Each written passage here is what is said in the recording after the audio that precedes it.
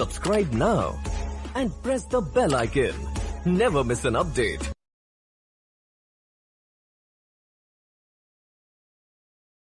आज हम ये जानने की कोशिश करेंगे कि आर्बिट्रेशन क्या है और इसे शुरू करने की प्रक्रिया क्या है। क्या देनदारों से पैसा वसूल करने का ये सबसे अच्छा ऑप्शन है? सभी को नमस्कार, मैं डॉक्टर हितेन मेहता कई सालों से फाइनेंशियल मैनेजमेंट और एनपीए मैनेजमेंट में अपनी सेवाएं दे रहा हूँ। आज हम बात करेंगे आर्बिट्रेशन के बारे में। बहुत से लोग नहीं जानते कि इसका सही अर्थ क्या है। हम आज के विषय को गहराई से समझने की कोशिश करेंगे। आर्बिट्रेशन शुरू करने की प्रक्रिया और देनदारों से धन की वसूली का क्या ये बेहतर विकल्प है, तो आइए हम इससे समझने की कोशिश करते हैं। आर्बिट्रेशन यानी आपसी सहमति से किया गया एग्रीमेंट जो किसी भी विवाद के समाधान के रूप में काम करता है। आर्बिट्रेशन शुरू करने के लिए सबसे महत्वपूर्ण बात यह है कि आपका व्यवसाय या लेन देन एमओयू के तहत है कि नहीं। आर्बिट्रेशन 1996 में अस्तित्व में आया। समझने की दृष्टि से इसे एक ऐसी प्रक्रिया के रूप में परिभाषित किया जा सकता है जहां एक विवाद में पार्टियों के समझौते से एक या अधिक पंचों यानी कि आर्बिट्रेटर को शामिल किया जाता है, जिसके पास किसी भी विवाद को लेकर निर्णय लेने के पावर्स और अधिकार होते हैं। आर्बिट्रेशन का विकल्प चुनने से दोनों पक्षों को यह फायदा होता है कि अपने आपसी विवाद का समाधान निकालने के लिए अदालत के चक्कर काटने की बजाय निजी स्तर पर इसका समाधान हो जाता है। इसका मतलब है कि आर्बिट्रेटर के माध्यम से लोग अदालत में जाने के बजाय किसी तीसरे पक्ष की मदद से अपने विवादों को हल कर सकते हैं। हर किसी के पास आर्बिट्रेटर बनने की शक्ति नहीं होती है।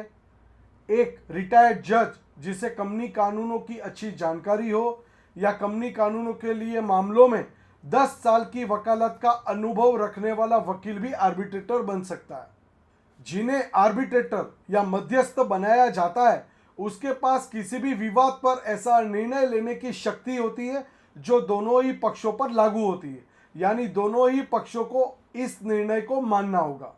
इसमें दोनों पक्षों द्वारा अपने विवाद को आर्बिट्रेटर के समक्ष प्रस्तुत किया जाता है और इस विवाद का निराकरण करने के लिए एक वैकल्पिक विवाद समाधान पद्धति का उपयोग किया जाता है ताकि बगैर अदालत कार्रवाई विवाद का समाधान हो सके। यह बहुत जरूरी बात है कि किसी भी काम को शुरू करने से पहले या कोई भी लोन देने के वक्त आपके कॉन्ट्रैक्ट या एग्रीमेंट में आर्बिट्रेशन का क्लोज होना जरूरी है। यानी कि आप अपने एग्रीमेंट में लिखना होगा कि किसी भी विवाद की स्थिति में आर्बिट्रेटर के माध्यम से विवाद का हल निकाला जाएगा। अगर आपने ये क्लोज नहीं डाला है और कोई विवाद पैदा हो जाता है तो आपकी सामने वाली पार्टी इस बात पर आपत्ति ले सकती है कि उनके एग्रीमेंट में आर्बिट्रेशन को लेकर कोई बात हुई नहीं है।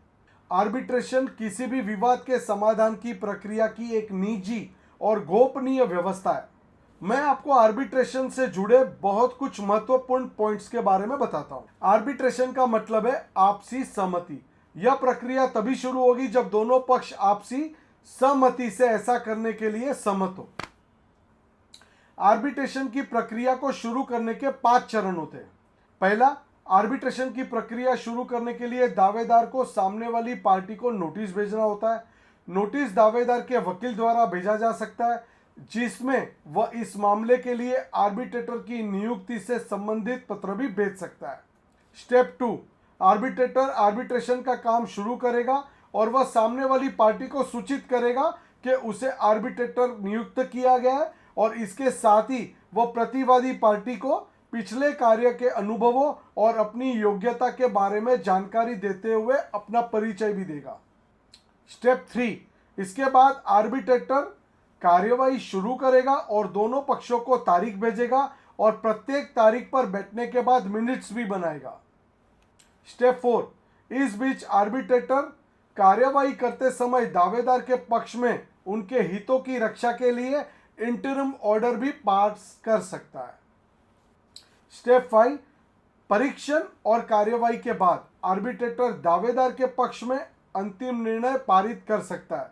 यह अवार्ड एक तरह से आदेश ही है, लेकिन आगे की वसूली के लिए हाईकोर्ट के रिसीवर द्वारा हाईकोर्ट में ये अवार्ड को एग्जीक्यूट करना बहुत जरूरी है। इन सभी चरणों से गुजरने के बाद आर्बिट्रेशन की समस्त प्रक्रिया पूरी हो जाती है। पर जैसे कि मैंने पहले कहा, यह बहुत जरूरी है कि किसी भी काम को शुरू करने से पहले या कोई भी लेन देन देने के पहले आपके कॉन्ट्रैक्ट या एग्रीमेंट में आर्बिट्रेशन क्लोज होना जरूरी है। अब सवाल ये आता है कि क्या देनदारों से अपना पैसा वसूल करने के लिए आर्बिट्रेशन सबसे अच्छा विकल्प यानी कि ऑप्शन है? मेरा जवाब है हाँ। देनदारों से अपने पैसे की वसूली के लिए आर्बिट्रेशन सबसे अच्छा ऑप्शन है। यहाँ मैं आपको ऐसे 3 मामलों का उदाहरण दे रहा हूँ जिनसे आपको पता चलेगा कि देनदारों से धन की वसूली के लिए आर्बिट्रेशन सबसे अच्छा विकल्प कैसे हो सकता है। इससे अदालत द्वारा अपनाई जाने वाली लंबी प्रक्रिया छोटी हो जाती है और अदालती प्रक्रिया की तुलना में रिकवरी प्रक्रिया में भी आपका समय बचता है और यह आसान होती है। आर्बिट्रेशन की प्रक्रिया शुरू होने के 15 दिनों के अंदर आर्बिट्रेटर अंतरिम आदेश यानी कि इंटरिम ऑर्डर पारित कर सकता है और इससे वसूली की प्रक्रिया भी बहुत तेज हो जाती है, जिससे यह सुनिश्चित हो जाता है कि दावेदार को देनदार से राशि प्राप्त होनी है। इस प्रक्रिया के दौरान आर्बिट्रेटर के पास देनदार की संपत्ति, शेयर, बैंक पर भी अटैचमेंट करने की शक्ति होती है ताकि यह सुनिश्चित हो सके कि देनदार उस पर दावा नहीं कर सकता या उसे बेच नहीं सकता। आर्बिट्रेटर द्वारा अंतिम निर्णय यानी कि फाइनल अवॉर्ड 2 से 3 महीने के समय की सीमा में पास किया जा सकता है और उस पर तुरंत हाईकोर्ट में इस अवॉर्ड को एग्जीक्यूट कर सकते हैं। इस तेजी से वसूली के कारण देनदारों पर बची लोन की राशि को चुकाने और निपटाने का दबाव बन जाता है। मुझे उम्मीद है कि इससे आपको आर्बिट्रेशन प्रक्रिया को समझने में मदद मिलेगी। इसके बारे में और ज़्यादा जानकारी के लिए आप मेरे वेबिनार के माध्यम से डायरेक्ट भी जुड़ सकते हैं। कृपया डिस्क्रिप्शन बॉक्स में नीचे दी गई लिंक पर क्लिक करें। साथ ही अगले वीडियो के लिए हमारे साथ बने रहें।